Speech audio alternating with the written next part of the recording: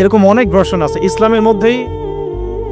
কেউ আছে সুবিধাবাদী মুসলিম, কেউ ফাসেক মুসলিম, কেউ জালেম মুসলিম, কেউ আছে মোনাফেক টাইপের, কেউ প্রোটেস্ট্যান্ট। খাঁটি আল্লাহর বান্দা, খাঁটি মুমিন, খাঁটি মুসলিম, এই মানুষগুলোকে মোটিভেট করার জন্য আজকের টপিক। আসুন কিছু মহামানবের গল্প শুনি। শুরু করতে চাই আমাদের আদি পিতা আদম আলাইহিস সালামকে দিয়ে। কেন এত বড় লম্বা ভূমিকা দিলাম? কারণ আমরা কেউ প্রোটেস্ট্যান্ট মুসলিম থাকতে চাই না। আমরা পরিপূর্ণ কোরআন এবং সুন্নাহ অনুসরণ করতে চাই।